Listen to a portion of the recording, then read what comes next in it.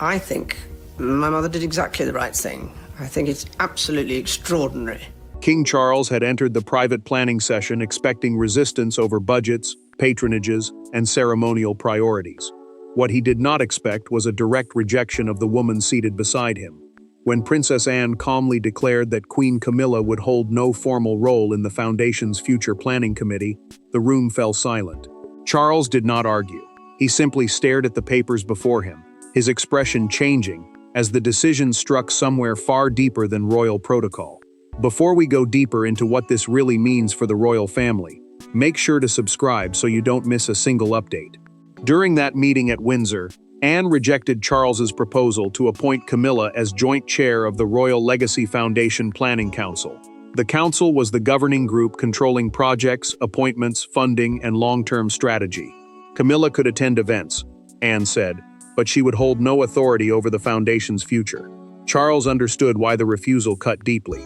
The Royal Legacy Foundation was his plan to bring environmental, community, youth, and cultural programs under one structure, protecting the work of his life beyond the throne. Whoever directed that body would shape how the king's legacy survived afterward. He had wanted Camilla beside him there. Anne finished speaking and held his gaze. The Princess Royal had built her reputation on unsparing duty and did not retreat. Charles removed his glasses and set them beside the proposal. His fingers stayed pressed against the page, yet he did not turn it. When he asked whether her decision was final, his voice carried less anger than disbelief. Camilla did not move. She gripped a capped fountain pen she had never used. The Queen Consort had entered believing the appointment was settled because Charles had privately assured her it would be approved. He had called it recognition for the years she had stood beside him. Anne's refusal destroyed more than a committee plan. It exposed a promise the monarch could no longer keep. Anne reached for another folder. She placed governance rules, correspondence, and objections from trustees before the king. Trustees were the people responsible for protecting the foundation's purpose and finances. Her preparation made one truth impossible to ignore. This rejection had not been impulsive. She had expected resistance and arrived ready to defeat it. The meeting ended, but Anne left one sealed memorandum behind. Charles recognized the date on its cover immediately. His sadness shifted into alarm, and Camilla saw the change before he could hide it. The king believed he had witnessed a disagreement over foundation policy, but that memorandum would reveal something intensely personal and prove the battle had begun long before that morning. Behind the formal language of committees and constitutional restraint stood three people, carrying three very different versions of loyalty. Charles saw Camilla's appointment as an act of gratitude. She saw it as proof that her place beside him could no longer be questioned. Anne saw the same proposal as a threat to a legacy she believed belonged to service rather than marriage. Their conflict was not created by a document. The document merely forced their private wounds into the open. Charles remained alone in his study after the meeting, reading Anne's refusal again. The foundation represented his life before the throne. Decades of environmental campaigns, youth programs, rural projects, and preservation work.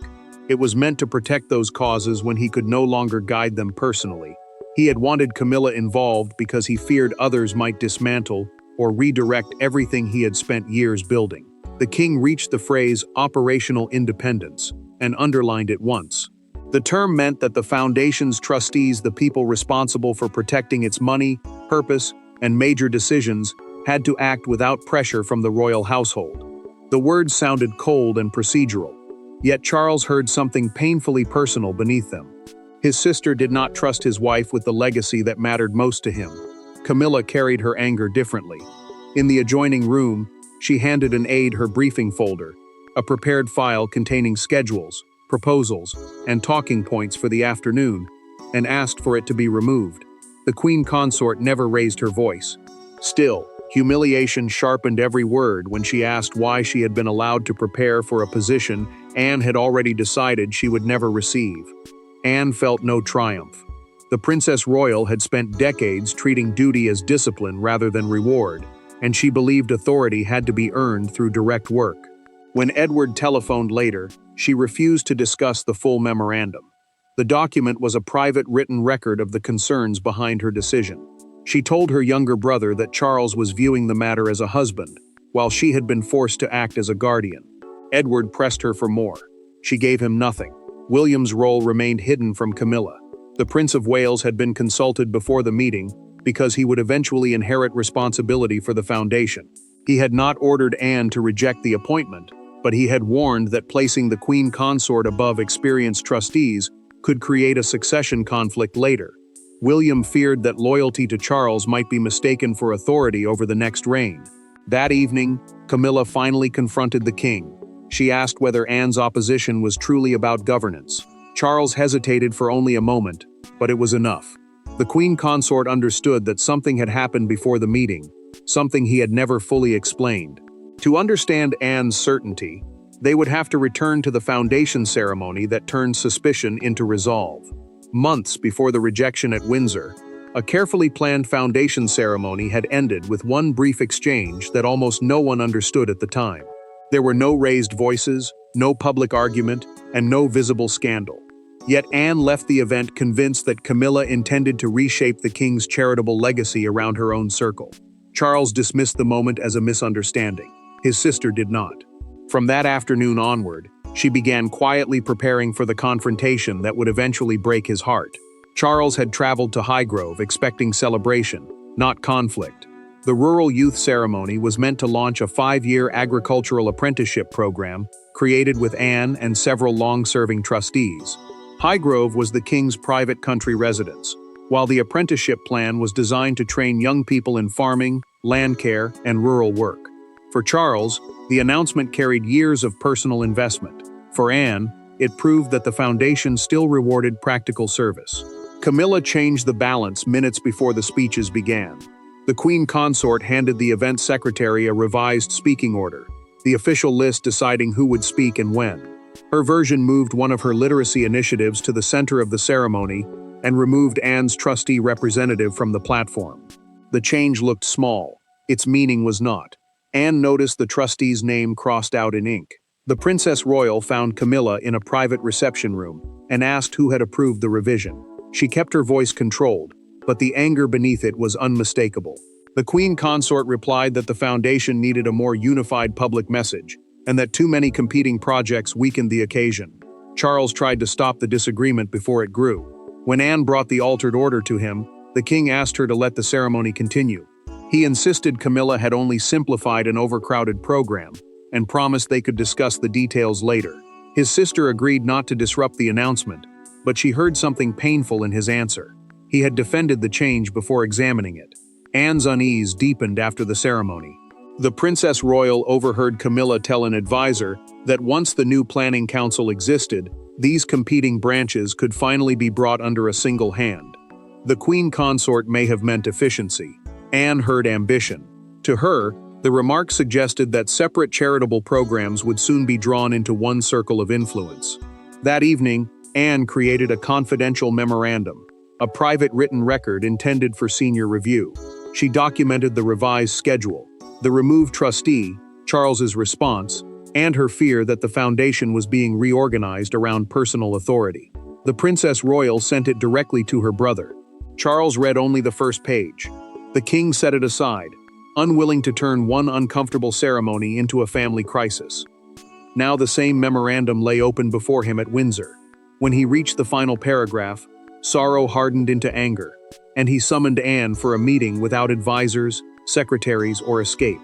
Charles had faced ministers, public criticism, family departures, and the relentless pressure of the crown. Yet nothing prepared him for the cold certainty in Anne's voice when they met alone. He wanted her to acknowledge that Camilla had been treated unfairly. She wanted him to admit that affection had clouded his judgment. Neither came seeking compromise. And when the king finally asked whether his own sister believed his wife was unworthy of trust, Anne's answer changed the atmosphere completely. Charles waited in a small Windsor sitting room with no aides present. The king stood near the fireplace when Anne entered, but she did not move toward him. The Princess Royal chose the chair opposite his, placing distance between them before a single argument had begun. Windsor was not merely a residence. It was one of the monarchy's central working homes, where private family disputes could carry public consequences. The king asked her to withdraw the rejection. He proposed a 6-month trial that would allow Camilla to serve as joint chair, meaning she would share formal control over the foundation's major decisions. Charles argued that excluding the queen consort would humiliate her, divide the household, and make it appear that his own family rejected both his wife and the life he had built with her. Anne refused to soften her position. The Princess Royal told him the foundation could not be used to repair personal wounds. Camilla's title, she said, entitled her to respect and protection, but not automatic control over work created by trustees, staff, and royal patrons. Those trustees were the people legally responsible for safeguarding the foundation's purpose and finances. Their authority could not simply be pushed aside. Charles struck the arm of his chair with his palm. The king asked why Anne always treated loyalty as though it required punishment. His voice faltered when he said Camilla had endured years of hostility and public judgment. He would not allow another institution to make her feel unwanted. For the first time, his anger sounded less like command and more like fear. Anne leaned forward. The Princess Royal disclosed, through written objections delivered to her office, that 3 trustees had threatened to resign if Camilla received unrestricted planning power. One had also provided a documented account showing that appointments were already being discussed with people outside the approved selection process. Anne made the warning plain. The problem had moved beyond appearance. The silence that followed was brutal. Anne told her brother that rejecting Camilla's authority was not the same as rejecting his happiness. She had accepted his marriage, defended his position, and stood beside him. But she would not confuse love with competence, or affection with control. Charles remained alone after she left. The king waited several minutes, then summoned the foundation secretary and demanded a complete list of everyone with the legal power to overrule Anne. Emotion had failed him. Now he would turn to authority, only to discover that the foundation was no longer entirely his. The king could appoint patrons, approve appearances, and lend the power of the crown to a cause, but the foundation had been deliberately built with safeguards that even its founder could not casually erase. When Charles requested the governing charter, he expected to find a route around Anne. Instead, he discovered signatures, including his own, that had transferred crucial authority to an independent board. The obstacle before him was no longer merely his sister. It was a structure he had once created to protect his legacy. Charles opened the charter again and traced the clauses that divided control. The governing charter was the foundation's binding rulebook, explaining who could make decisions and where royal influence ended. It gave ceremonial authority to the sovereign, but reserved money, long-term strategy, and appointments for the trustee board. Anne served as senior royal guardian, a role that allowed her to block choices threatening the foundation's independence. The truth closed around him. Years earlier, the king had approved those limits to prevent governments, donors, or future royal households from bending his projects toward their own interests. He had wanted the work protected from pressure. Now the same protections stopped him from placing Camilla in command by personal order. The foundation secretary stood across from Charles's desk and chose every word carefully. He explained that the monarch could request another vote, but could not force the appointment of a joint chair. The secretary had served the institution long enough to understand what the answer would cost. Charles listened without interruption, then asked whether everyone had known this except him. The secretary hesitated before producing another file. Inside was a preliminary list of candidates suggested by Camilla's office for advisory roles. 2 had no meaningful experience with the foundation. Another had worked with a private fundraising network the trustees had already rejected. The document did not prove that the queen consort had approved every name, but it deepened the fear that influence was moving ahead of formal consent. Charles learned something worse before the meeting ended. William had endorsed Anne's reading of the charter in a written note sent to the trustees. The prince believed the foundation had to survive the transition between reigns without becoming a battlefield between royal households. For the future king, the safeguard was not an insult to Camilla. It was protection against a larger crisis. Camilla understood the result the moment Charles returned. The queen consort asked whether he had defended her. He answered, "As far as I was permitted." Those words cut deeper than refusal. To her, the crown, the family, and now the foundation had all placed limits around her. Later that evening, Camilla removed her proposed council speech from its folder and tore it once across the center. She looked at Charles and said that if the family wanted her absent, she might give them exactly what they wanted.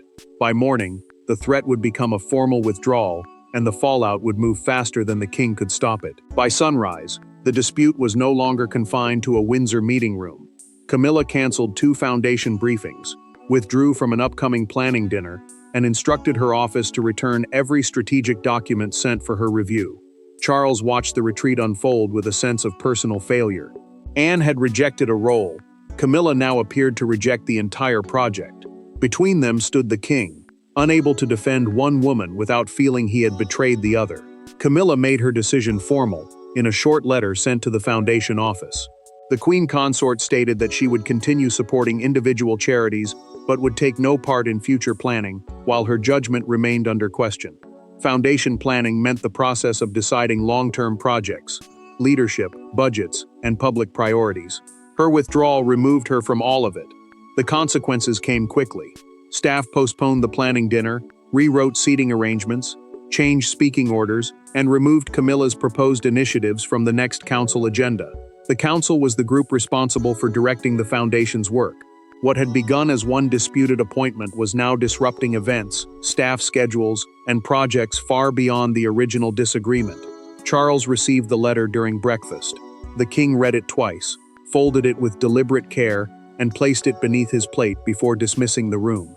Once alone, he pressed a hand against his eyes. Anne was holding her ground. Camilla was pulling away. He felt both women moving beyond his reach, and every attempt to protect one seemed to deepen the wound of the other.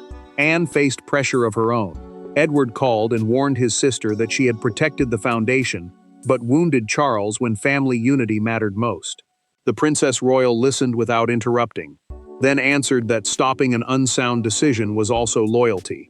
Edward asked whether victory was worth the damage. She told him there had been no victory. The palace began dividing in quieter ways. Some aides argued that Camilla had been humiliated and given no graceful path forward. Foundation officers believed her withdrawal proved she had expected authority rather than partnership. Soon, the disagreement infected unrelated preparations, with staff questioning which household had final influence. Then a senior advisor submitted a documented account to the foundation secretary. He admitted that 2 controversial names on the proposed appointment list had been added by a member of Camilla's office, without her final approval. The disclosure weakened the case against the Queen Consort personally, yet it strengthened Anne's warning about the influence operating around her. Charles finally stopped searching for legal answers. The king asked William to meet him privately and explain whether any path remained that did not humiliate his wife or overrule his sister. William arrived prepared to discuss governance, but Charles abandoned the language of kingship and admitted what he was truly afraid of losing. There were no trustees in the room, no folders between them, and no officials waiting to record a decision. There was only a father and his eldest son, confronting a fear Charles had hidden beneath royal authority. The king confessed that Camilla's appointment had never been solely about foundation planning. He wanted proof that she would remain protected and respected after his reign ended. William listened without interrupting. Then he offered a solution that required Charles to surrender the one thing he had been fighting to preserve: control. Charles met William in a small library after dinner, with no secretaries or advisors present. The prince poured water for them both, but his father left the glass untouched. Privacy mattered, because neither man could hide behind palace language. This was no longer a discussion about procedure. It was about what would happen to Camilla when Charles was no longer there to defend her. The king admitted his deepest fear. He believed the Queen Consort's position could become fragile after his death, especially once the royal household passed into a new reign. Giving her a permanent foundation role had been his attempt to keep her connected to meaningful work and protect her from being quietly pushed aside. For him, the appointment had become a promise of security. William answered carefully, but he did not soften the truth. The prince told his father that authority could not be used as emotional protection. He promised Camilla would be treated with dignity, but he would not preserve an appointment that weakened the foundation's trust. Governance meant the rules and decisions controlling an institution. Those rules could not be bent simply to calm a private fear. Charles looked down at his hands. The king finally admitted that he had asked the foundation to carry a burden it had never been created to bear. Its purpose was to protect charitable work, not guarantee personal acceptance after his reign. The admission did not remove his pain, but it separated Camilla's future dignity from the power he had tried to secure for her. William then offered another path: The future king proposed making Camilla royal advocate for community literacy and family support, a non-governing role that would let her lead selected programs without controlling appointments, finances, or strategy. She would remain visible, respected, and active, but the foundation's independence would stay intact. The next revelation stunned Charles. William explained that Anne had privately approved the idea days earlier, through a documented note sent to him. The Princess Royal had never intended to erase Camilla. She had only drawn a firm boundary around authority. William made the final condition clear. No charter could repair the emotional damage. Charles would have to bring Anne and Camilla together, admit where love had become pressure, and ask them to accept an honest compromise. The solution existed, but before it could heal the family, the dispute escaped the palace and became a national spectacle. The palace had hoped to settle the dispute privately. Instead, Britain awoke to a front page portraying the foundation battle as a direct struggle between the king's wife and his sister. Within hours, commentators were debating loyalty, influence, and the future shape of royal service. Yet the image that defined the day was not a headline. It was Charles arriving alone at a foundation engagement, pausing beside an empty chair intended for Camilla, and continuing with a smile that convinced almost no one. News of Camilla's withdrawal reached the press before the compromise could be announced. Broadcasters quickly turned the dispute into a larger question. Did a royal foundation belong to the sovereign personally, or did it have to remain independent from family preference? A royal foundation was a charitable body, connected to the monarchy, but governed by rules, trustees, and legal duties. That distinction now stood at the center of the crisis. The Palace Communications Office issued a brief statement confirming that foundation roles were under review and that all senior royals remained committed to charitable service. The Communications Office was the team responsible for official public messages. Its careful wording was meant to calm the story. Instead, the silence around the real disagreement made the debate grow louder. Charles felt the cost during a youth environmental reception in London. The king approached two chairs behind the speaking table. One held his briefing papers. The other remained empty after Camilla canceled. He rested a hand on the vacant chair for a moment, then asked the staff to begin. His smile held, but the strain behind it did not disappear. Anne watched the coverage from Gatcombe Park. The Princess Royal heard one broadcaster describe her as the royal who had drawn a line through the Queen's ambitions. She switched off the television before the report ended. Her decision had been about authority and safeguards, yet the public story now sounded like a personal campaign against Camilla.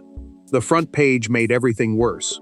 One national newspaper printed a split portrait of Anne and the Queen consort beneath the headline, "The King Between Them." A smaller caption asked whether Charles's legacy had become the monarchy's newest family battlefield. The words reduced years of service, fear, and loyalty to one brutal conflict. Outside Buckingham Palace, a small crowd gathered near the gates. One woman held a handwritten sign reading, "Service before status." Another argued that Camilla deserved a meaningful place in the foundation. Public opinion was divided because both sides represented something real: protection of the institution and protection of a person. Charles finally understood that silence was now doing damage. The king contacted Anne and Camilla separately and asked them to meet that evening, not as monarch, queen consort, and princess royal, but as family.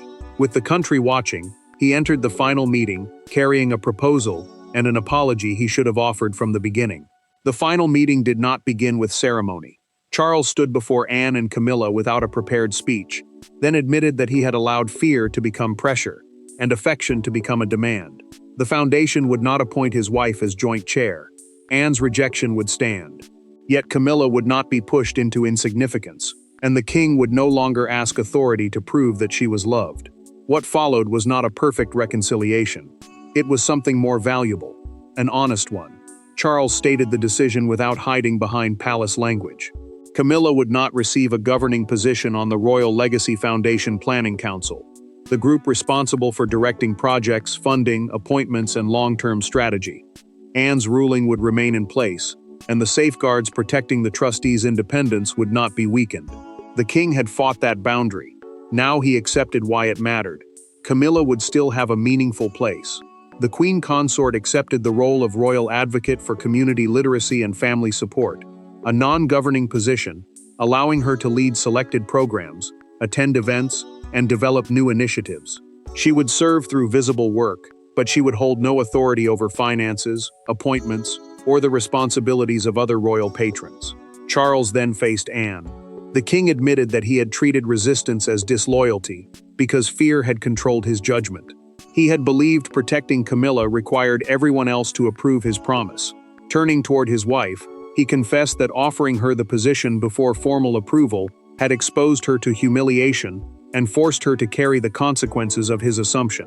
Camilla did not pretend the rejection had caused no pain. The queen consort acknowledged that her office had moved too quickly and allowed unapproved candidates to enter the planning process. Anne answered directly. The Princess Royal had challenged the power gathering around Camilla, not her right to perform meaningful service. For the first time, neither woman spoke through Charles. Anne placed the Highgrove Memorandum on the table. The document was the confidential record of the ceremony that had first raised concerns about Camilla's influence. She asked whether it should remain in the official foundation file. Charles said yes. The king would not erase the warning simply because reading it had embarrassed him. The meeting appeared finished. Charles expected Anne and Camilla to leave separately, carrying the same distance that had defined the crisis. Instead, the Princess Royal paused and invited the queen consort to attend the next literacy program review beside her. Camilla accepted. It was not affection, it was respect, and respect was enough to begin again. Charles left heartbroken that his original vision had failed, but relieved that failure had taught him the difference between love and entitlement. Anne protected the foundation without abandoning her brother. Camilla lost the authority she expected but gained a role she could earn through her own work. The monarchy emerged bruised, not broken. The role was denied, the boundary remained, and the family moved forward, because each of them finally accepted the truth revealed by an honest refusal. Thanks for watching. Please don't forget to like and subscribe, and we will see you in next one.